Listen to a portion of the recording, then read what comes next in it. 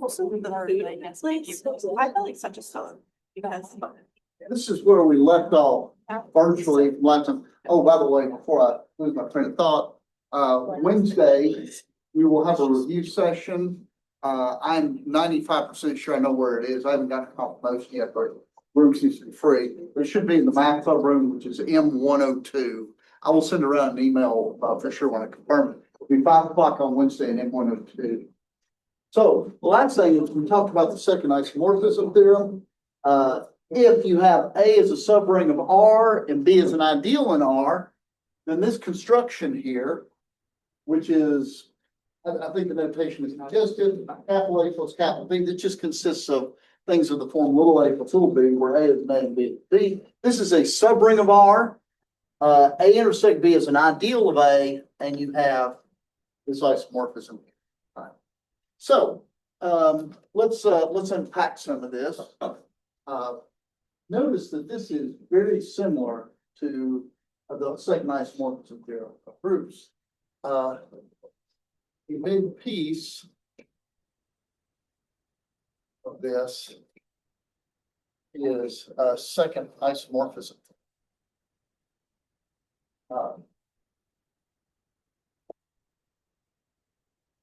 Or groups. So let me prove some of the things that we need to know moving forward here. Notice that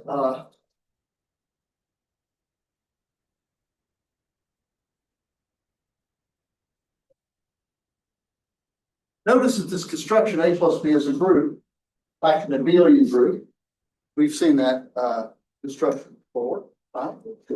Because of course, zero's in here because zero's in both A and P, and that's 0 plus 0. Everything has an inverse because of our assumptions here. Notice A is a subring, B is an ideal. That means they're both subgroups of R. So, okay, that's a group. Why is it a ring? It's certainly contained in R.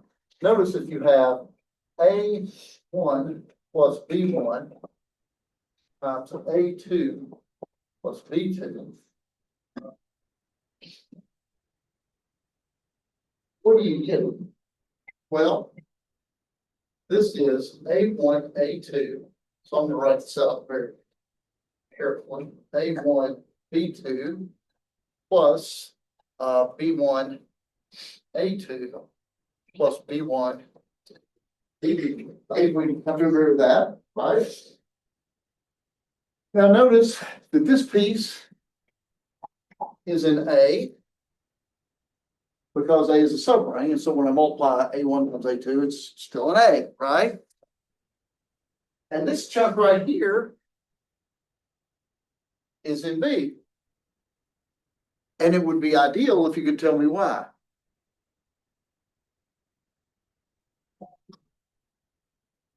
It is in fact an ideal. So remember, that means it sucks from both sides, right? This piece right here, it sucks in A1. This sucks in A2, and this is, of course, sucking from both sides. So this thing is in P. So notice it's closed under multiplication. So this is a subring.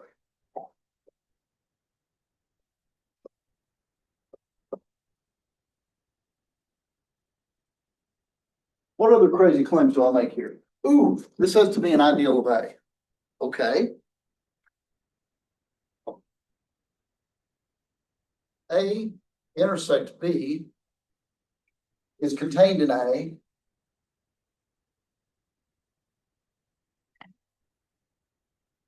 Okay, again, our earlier work, we don't have to reinvent the wheel here. A and B are both groups, so their intersection is a group, and it's a subgroup of A, right? The interesting thing is we just have to show that this is an ideal.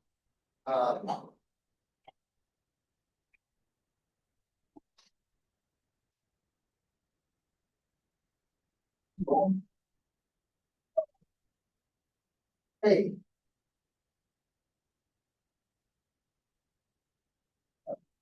Well, so let's let X be in A intersect B, and we will let A be in A.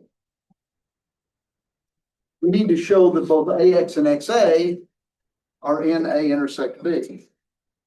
Well, notice that AX is in A,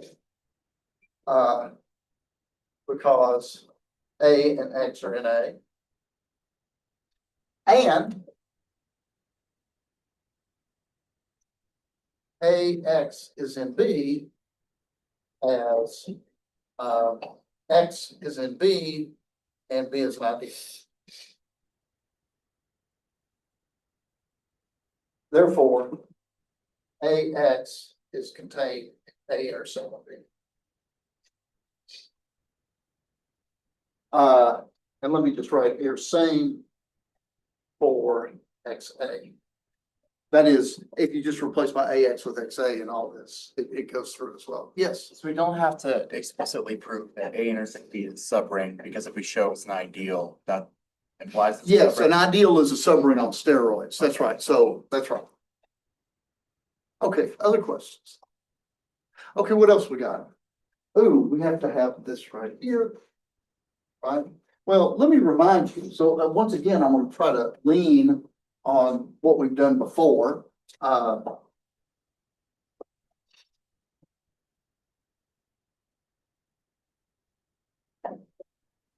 From group theory result, we had phi from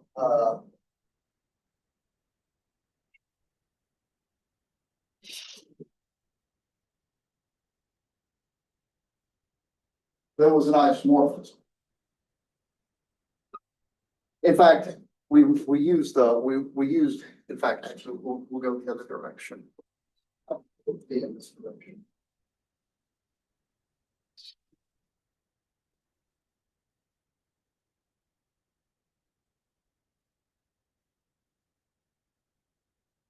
And the way this worked,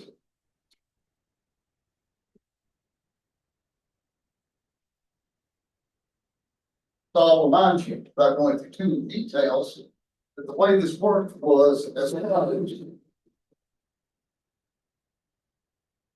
We had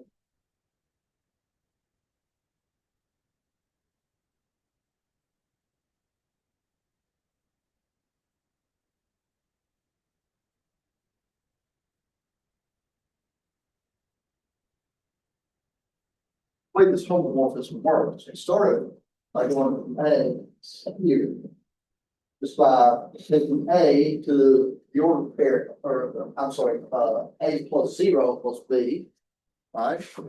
We showed that this homomorphism was onto an homomorphism, and then we got phi was this induced homomorphism. First isomorphism theorem. So the way that this works is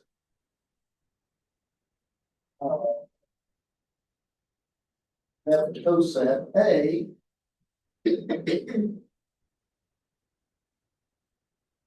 this is what this is.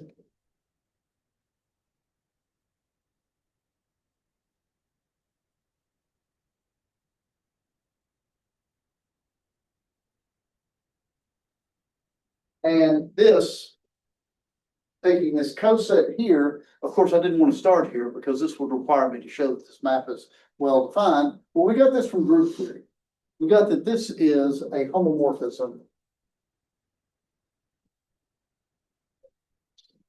In fact, not just a homomorphism, a isomorphism. So really, the only thing left to do is to show that this is a homomorphism of rings.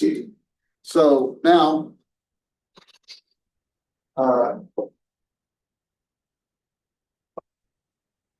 show this respects multiplication. And then I'll have the homogilla because there'll be a homomorphism of groups. There'll be one-to-one and onto, and it respects the multiplication. Let's see what happens.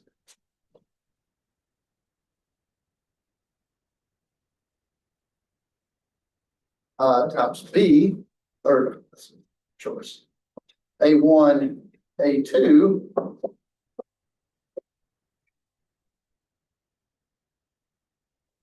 Well, if I put this together, this is A1, A2, this coset, because that's the way I multiply cosets.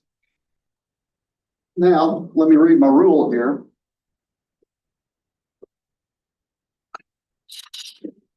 And also press the +0 here. I think I've beaten that point to death.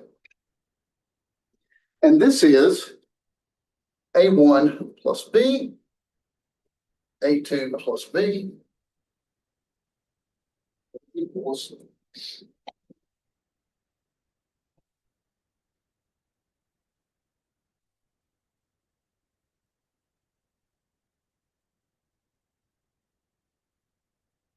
so this is in fact an isomorphism of rings. Okay, any questions on it? Any questions? Yes.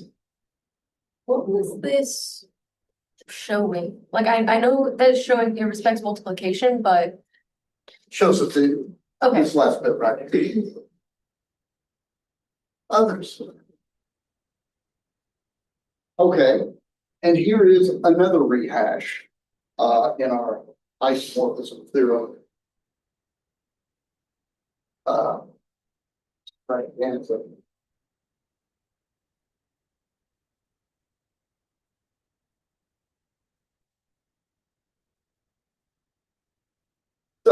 this is the third isomorphism theorem. And once again, just like the others, this looks a great deal like what we saw before, except it's now counts in terms of rings and ideals. Let I and J be ideals with an R.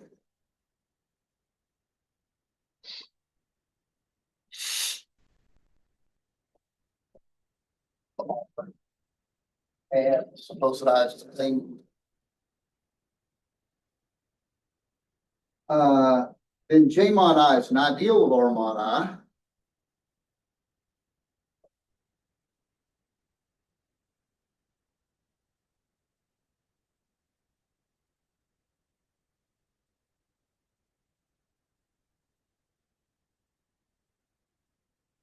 And, um,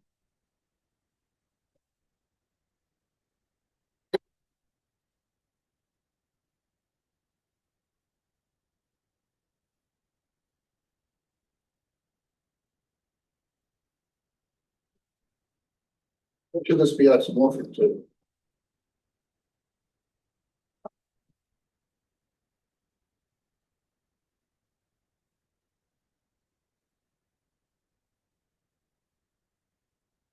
What is more, there's a one-to-one correspondence between the ideals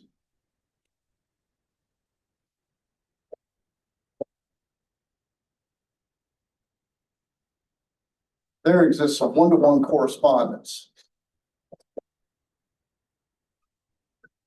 between ideals of R mod I and it's like subrings.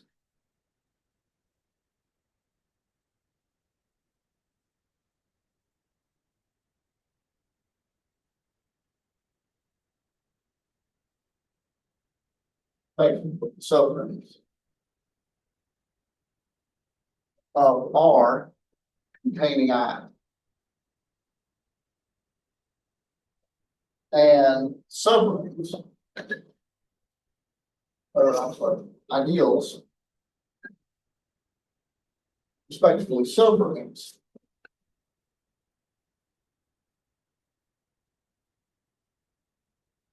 of R mod I. Okay, so again, this should look very much like the third isomorphism theorem. For groups, suppose you have two ideals, the analog of normal subgroup, then J mod I is actually an ideal of R mod I, and you have this quotient that happens. And what is more, there is a one-to-one correspondence between ideals of R containing I and ideals of R mod I. Or you could say there's a one-to-one correspondence between the subrings of R containing I and the subrings of R mod I. So again, I'm not going to go through the entire proof, but I'm going to highlight some of this because it's all very similar to what we did with groups, which is quite convenient.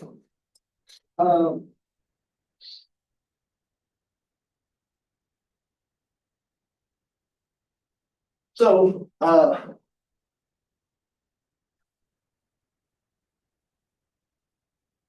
we already know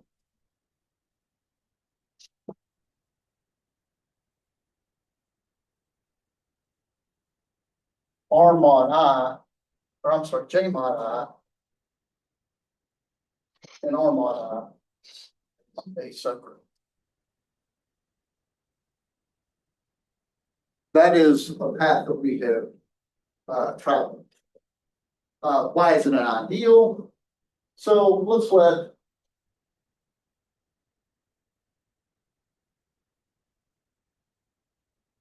and X plus I be in J mod I. So in other words, R is in R and X is in J. Notice that R plus I times X plus I is Rx plus I, which is in J mod I. Because Rx is in J, because I'm assuming that J is an ID. All right, so this thing is sucked into J, and the direction doesn't matter. Because when I say ideal, I'm two-sided ideal.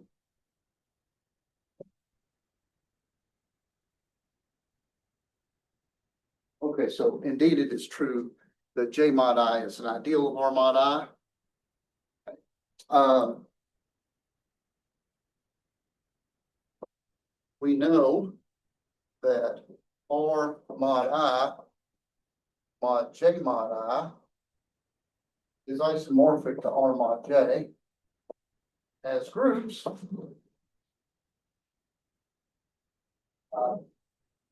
Check for it. So I'll leave that as an exercise.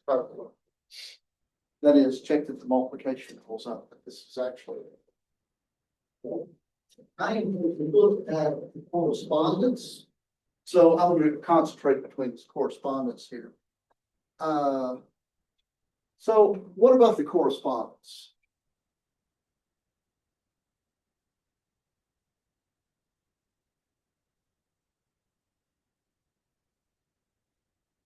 Okay, so I'm going to start from the point of view of rings. So let T be a subring of R mod I.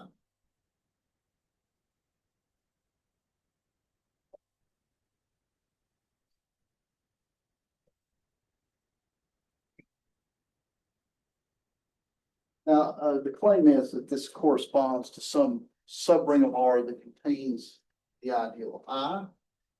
And again, I am going to get a leg up here. If T is a subring of R mod I, then it's a subgroup, right? So it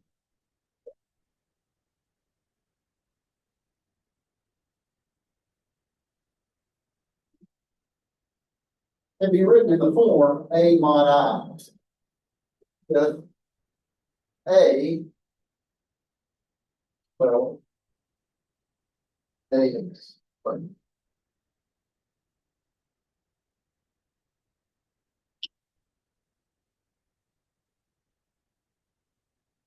So if T is a subring, it's a subgroup. So for sure, I can write T as A mod I, where A is a subgroup of R that contains I. Now, I need to show that this is in fact a subring. So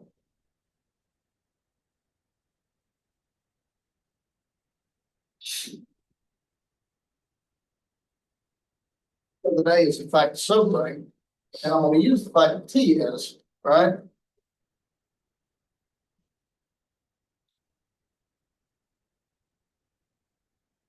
So I need to show A is a subring. Oh, not just a boring subgroup, but a subgroup. And I want to use the fact that P itself is a subgroup. So to do this, really, all I have to do is show is closed-end multiplication, right? So let's let A1, A2, and A. This means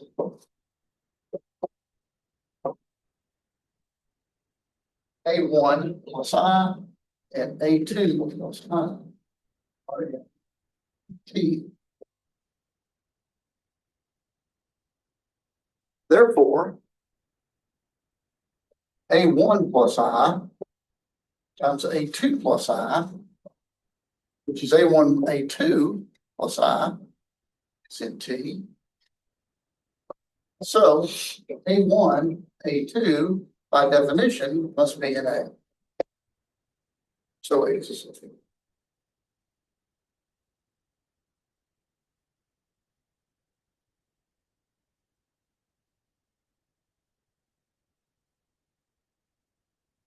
um,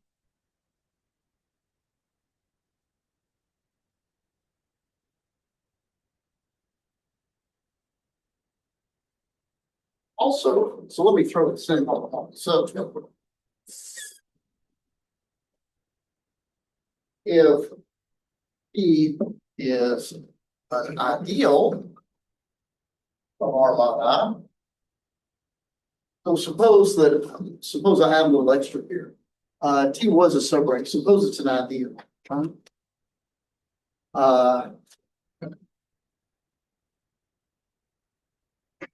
And A plus I is in, and R plus I is in R mod I.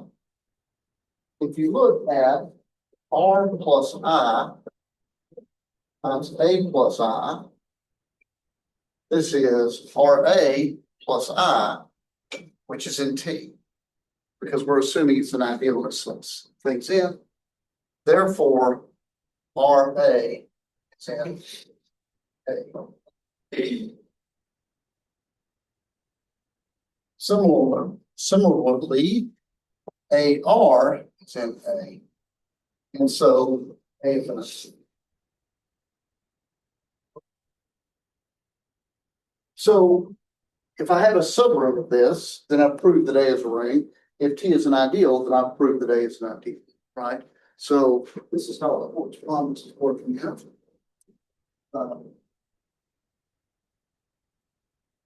The other hand,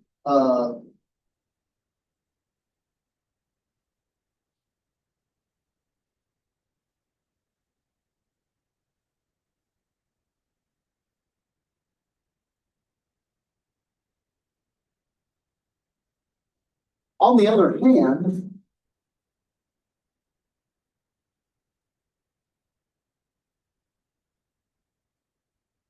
here,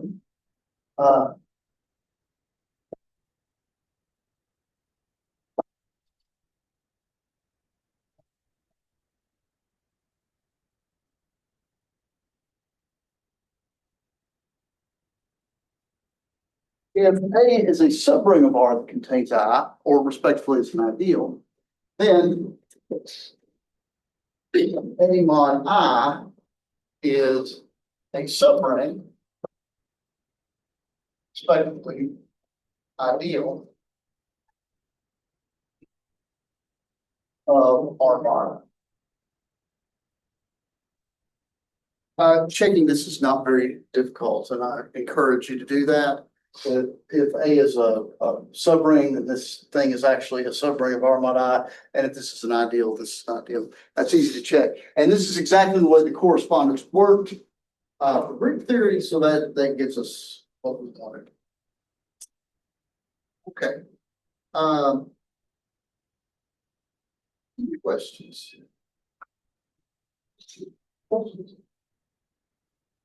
Okay, so now what we're going to do is we're going look at ideals more carefully.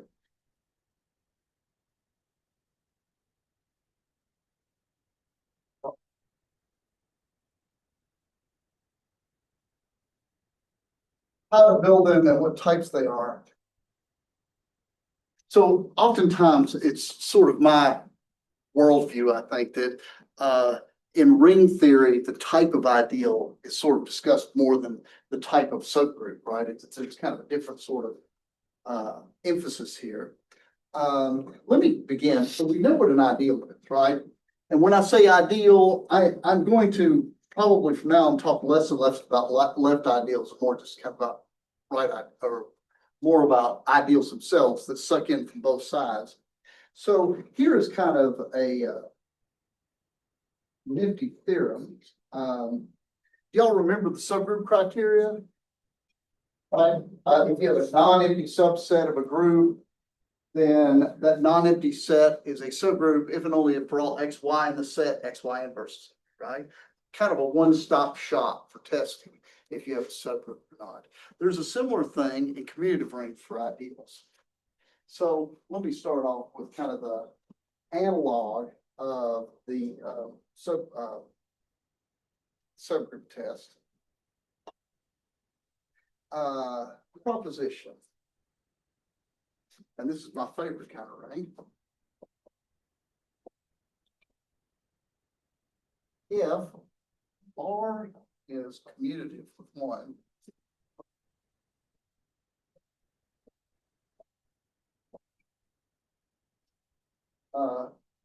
and I in R is a non-empty subset.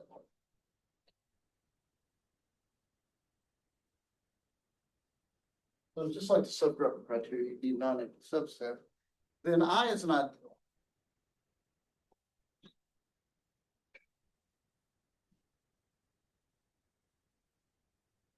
If and only if for all x, y in R. So now the ring's got two operations, so I'm going to do something a little bit different.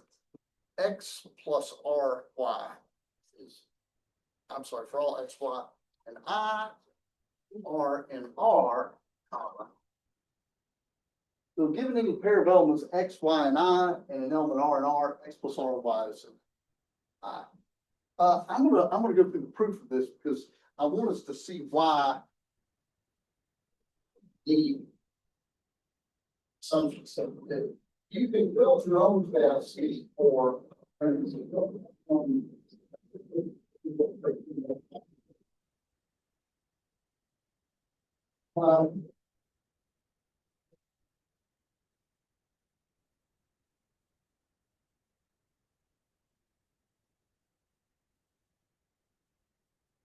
I want to just talk through this direction because this one's not too bad, right? Okay. So suppose you have an ideal, right? Well, if x and y are in I, remember ideals suck. So R times y is in I. So x and RY are both in I, so their sum is in I, right? Because I is also a subgroup, right? That was the easy part. Of course, the interesting part is why is this condition good enough, right? Well, how about the other direction?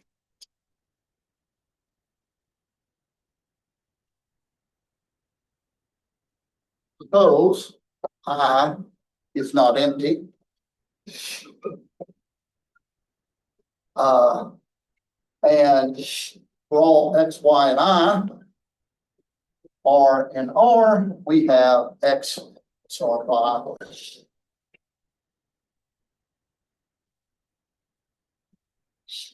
We have those conditions there.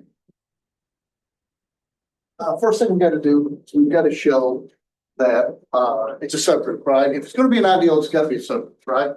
So what I'm going to do here is I am going to take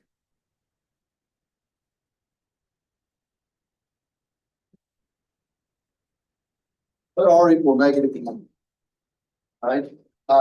This is where I use the fact that this ring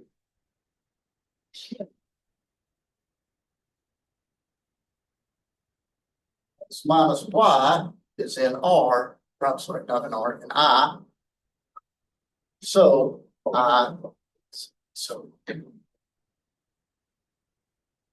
basically taking R equal -1 allowed me to use the old suburb criteria, so very happy about that. Now, what else do I have to do? Well, now, let me make one other observation.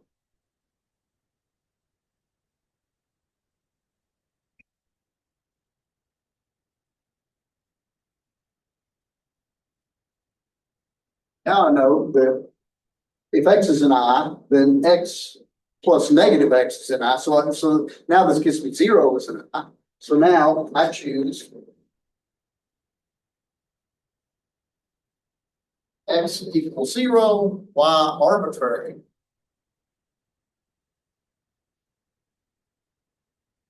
And I and R arbitrary and R. And I get 0 plus RY is an I. So what this says is if Y is an I and R is an R, then RY is an I. And since the ring is commutative, that means that it sucks from both sides, right? Because I only did the left multiplication by an element in R, but I can do either side. Okay. Any questions on that? This is kind of handy. Sort of analog subgroup criteria for ideals. Let me start off with some constructions of ideals. And maybe you can help me on a couple of these here. Let's suppose that I and J are ideals.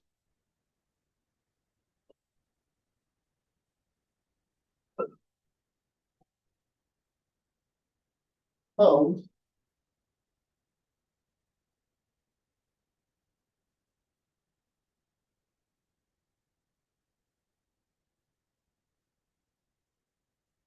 The following instructions are also ideals.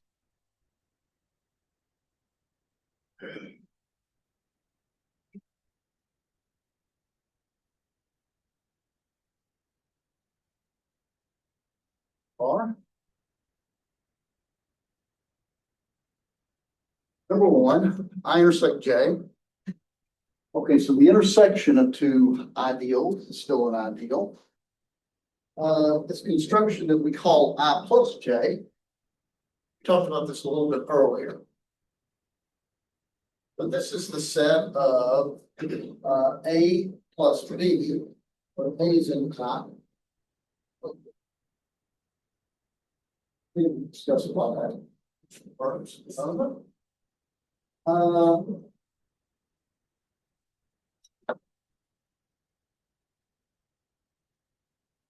And let me, anybody want to guess what this animal, what do I mean by I times J?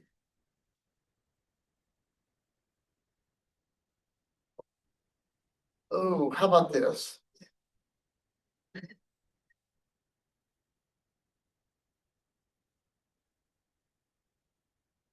Ooh, I'm dying for it to be that, aren't you? But it can't be. Anybody tell me what's the problem? Why I don't expect this thing to be an ideal?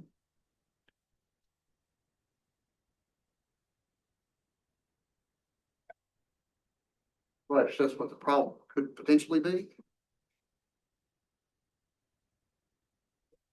Ideals need to be closed under what? So they need to be vacuum cleaners, and this one's going to be, right? Because if I hit this on the right by R, then A sucks it in. And if I hit it on the left by R, then B sucks it. They also have to be closed under what? They have to be closed under addition. So here's the problem. If I take two elements in IJ as written, is there any guarantee that I can rewrite this as a single A3 times B3? it's not really clear you can do that. And in many cases, you can't. Right? Just because you write this sum down, you may not be able to write this whole thing as a single element in I times a single element J. No guarantee of that. In fact, I have a colleague many years ago wrote this paper on when you can actually do this. And it's not very common that you're able to do this, right? Here's how a ring theorist would fix this. One's not enough. Just put some subscripts there and throw a sum on it. And now everybody is happy.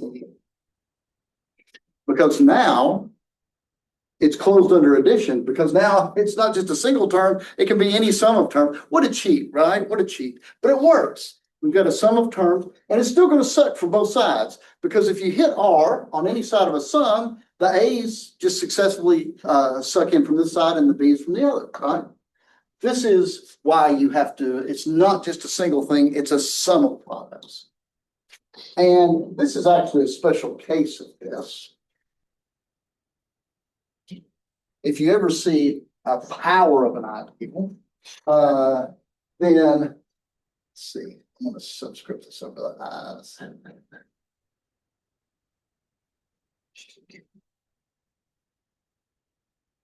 And in fact, you can generalize this.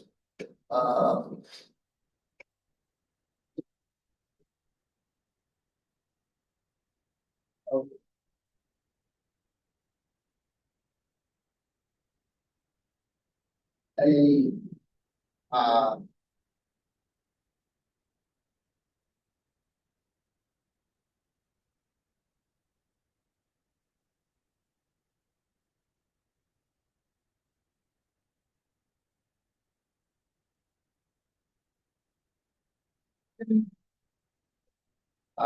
you know, or A J is in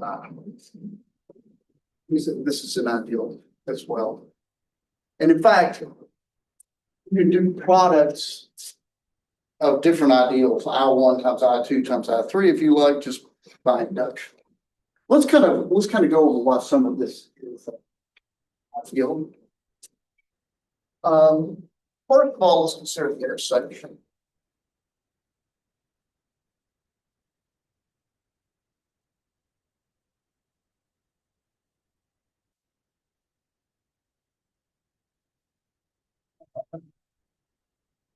A intersect, or I'm sorry, I intersect J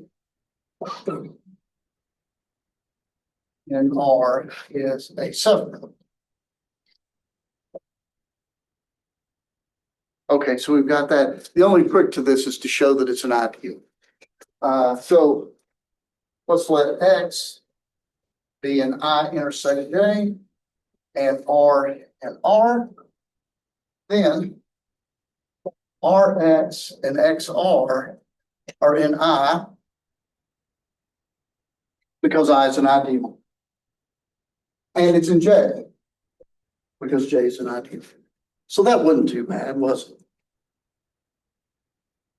How about the I plus J?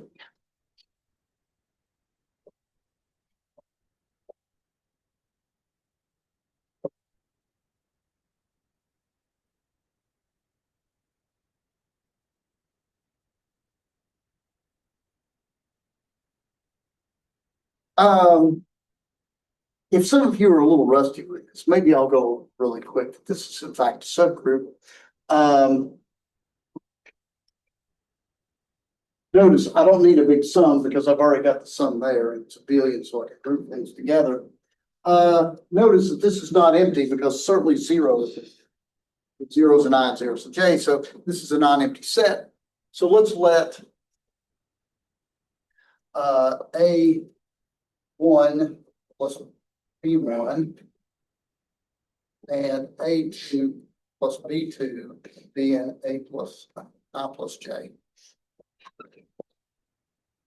So that means that the A's are in I and the B's are in J.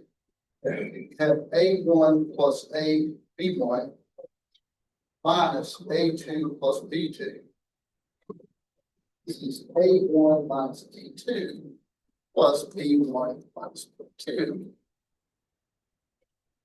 And A1 minus A2 is in I because it's a subgroup. And B1 minus B2 is in J because it's a subgroup. Therefore, this thing is in exactly where I want it to be.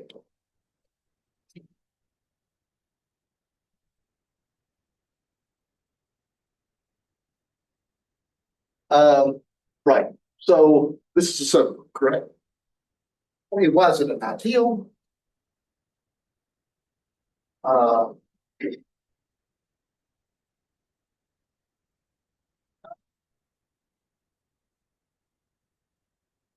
R, B, and R.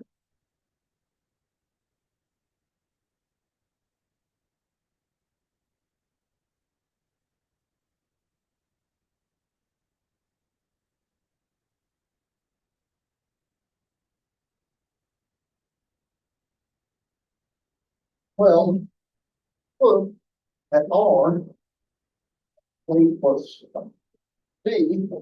This is our A plus some R. Right? And this is also an I plus J. And the reason is A is an I, so it sucks R in. B is in J, it sucks R in, so this is still an I plus J. And right?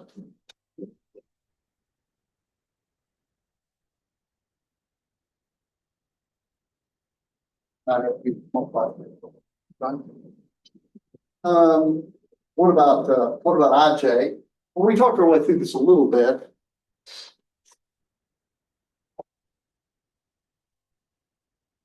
Set of sums. Uh,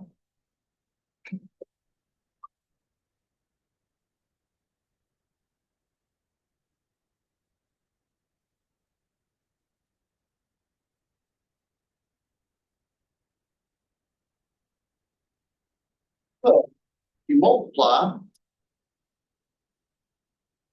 R is in R, and the sum.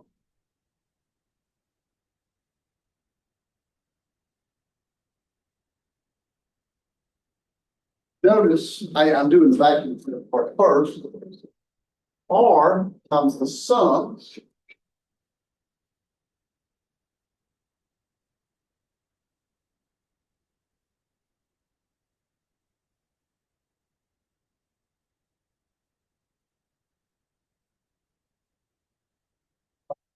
Each of those RAIs is the I.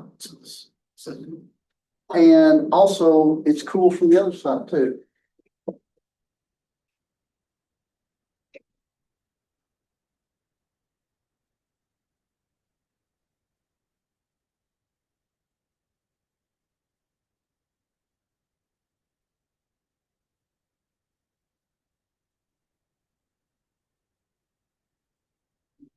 Since J is an ideal, sucks this in. This is an IJ as well.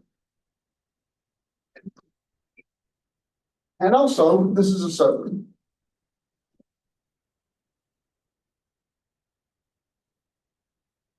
And the reason it's a subgroup is because if you have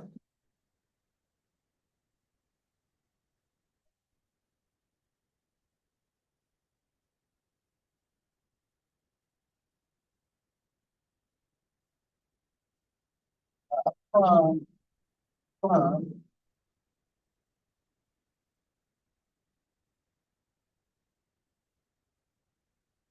M, both an IJ. Oh, and let me also point out that IJ is of course non-empty because zero is an IJ as well, just like before. Then their difference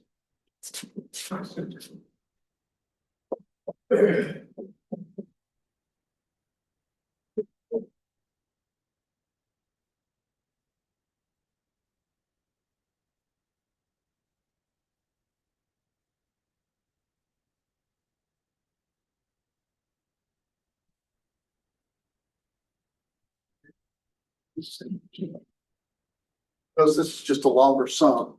things in I, things in J, things in I, things in J. So this is in fact a subset without the subset criteria. Any questions on that? Questions on that?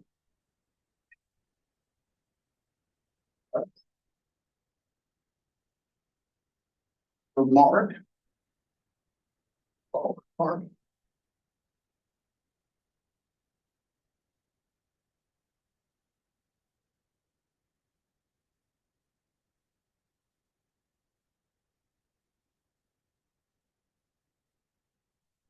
If R has, well, no, I'm going to use definition first.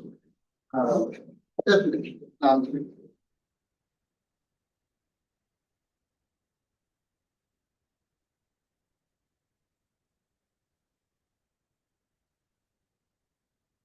A or substance. Could even be empty. You define ideal generated by A to be, I'll use this notation here often. What is the ideal generated by A? The idea behind this is you want this to be the smallest idea in R. It contains everything in that set A. And there's a way to do this. This is just the intersection over I and R, an ideal, where A is a subset of this. So what you do is you take every ideal in the entire ring that contains a set X and you intersect them all. This gives you an ideal by the previous result because intersections of ideals are ideals. And this is the most economical ideal. It's the intersection of every ideal that contains A as a set. So here's a question for you. What is the ideal generated by the empty set?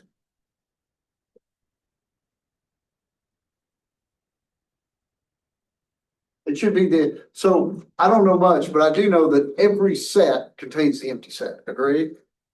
So if I'm going to intersect that, so if I look at the ideal generated by the empty set, I'm going to intersect every ideal that contains the empty set. That's all the ideals. What is the intersection of all the ideals in any given ring? Just empty set. Or zero.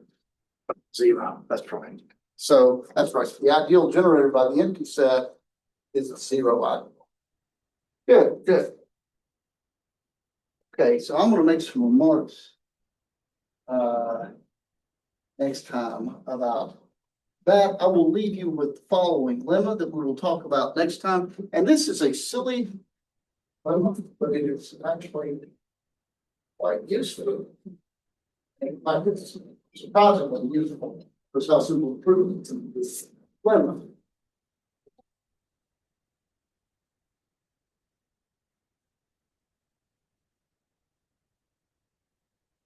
Suppose that R is a ring with identity and I is field.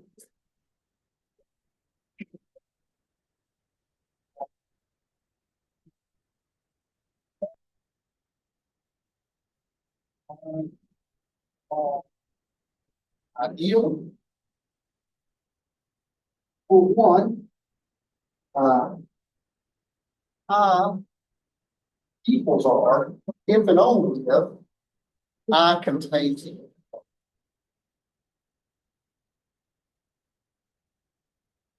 Or if and only if I contains one. Two, if R is also commutative,